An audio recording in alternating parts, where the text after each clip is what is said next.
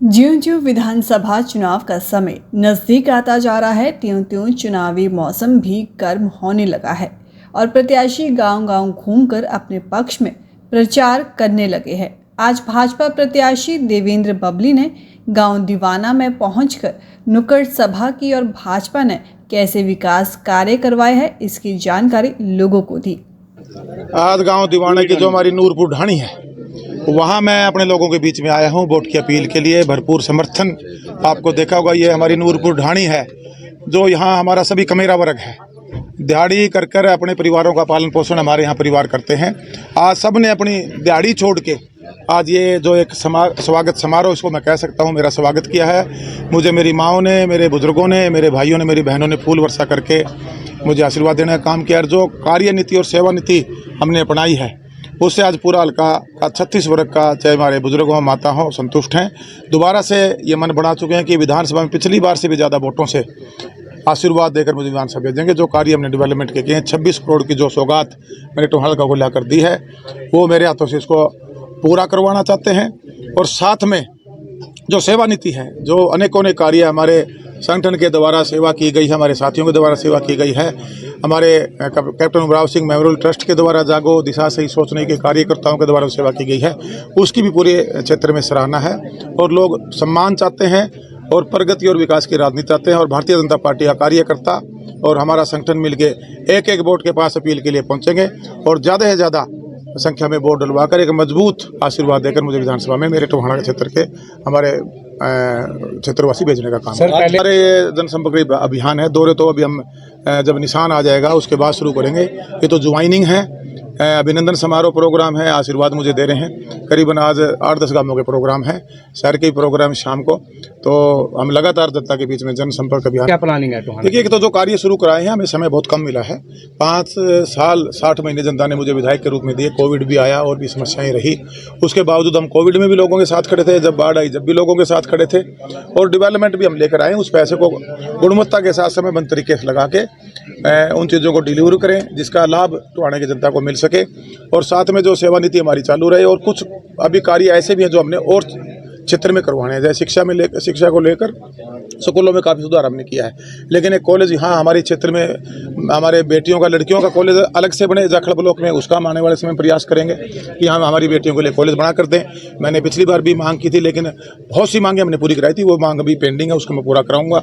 साथ में हमारा जो इंदिरा गांधी कॉलेज, जिसमें मैं खुद भी पढ़ा हूँ, उसके लिए हमें ज़मीन नहीं मिली, हमने उसका अप्रूवल ले लिया था। आने वाले समय भविष्य में ज़मीन दिलवाकर उस कॉलेज को आने वाले यूनिवर्सिटी की प्रांत भी हम बनाने का काम करेंगे।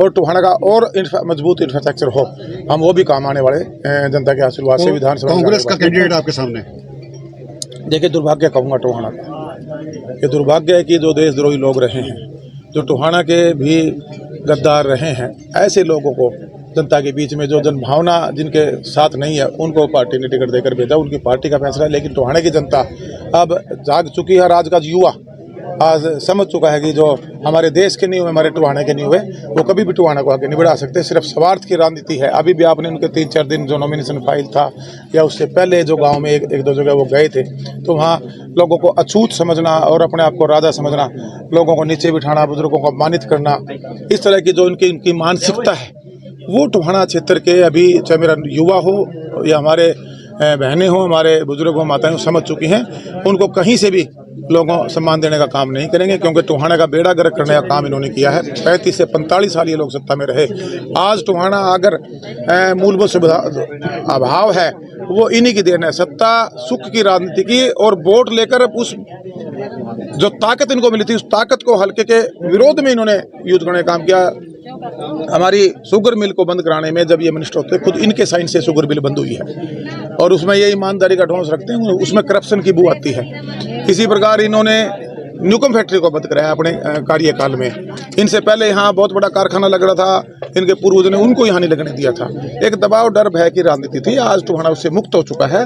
टोहाना डेवलपमेंट चाहता है, टोहाना सम्मान चाहता है, और वो हमने देवेंद्र सिंह बबली ने देने का काम किया है। मैं पूरी उम्मीद के साथ कह सकता हूँ कि जो पिछला हमारा चुनाव था, उससे सवाया वोट आशीर्वाद के रूप में मुझे टोहाना की जनता देने का काम करेगी।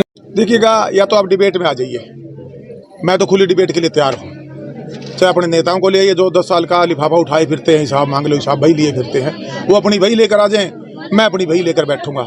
मैं वो अपने 10 साल के कार्यकाल बताएं, टोहाना में एक एक गांव का बताएं, इस ढाणी नूरपुर ढाणी में बताएं 10 साल में अगर उन्होंने यहाँ मुझे लगता नहीं 2 लाख रुपए दिए होंगे, और मैंने यहाँ 1.25 से 1.5 करोड़ भेजने काम किया। वो तो बरकत पे भी नहीं पहुँचते भाई साहब, ब्याह शादी किसी गरीब की में तो कभी आए ही नहीं। तो ये टोहाने की जनता जानती है, गाने बनाने से उनको वोट नहीं मिलने वाली, काम करने से वोट मिलेंगी, सेवा करने से वोट मिलेंगी, और वो काम और सेवा बबली ने किया है तो जनता बबली के सिर पे हाथ रखेगी। आप मेरा इस बात का विश्वास कर लेना, जो वोट 1 लाख थी 1.25 से 1.5 लाख होने जा रही हैं। एक एक वोटरी आपके सामने खड़ी मेरी माताएं बहनें। अगर तीर्थ यात्रा में अगर किसी ने भेजकर इनका आशीर्वाद प्राप्त किया तो बबली ने किया है। आपकी सेवा बेकार नहीं जाती। अगर आके अभी देखिए हमारे साथ खड़े हैं हमारी माताओं ने, हमने एक कैंप, आज ये पहला कैंप नहीं है, ये 6ठा कैंप लगा है। 17 साल की सेवा है, कोई ये 17 महीनों की सेवा नहीं है या 17 घंटे की सेवा नहीं है कि फोटो सेशन की सेवा है या होल्डिंग लगाकर समाज सेवी बड़े। हमने दिल से किया है और लोग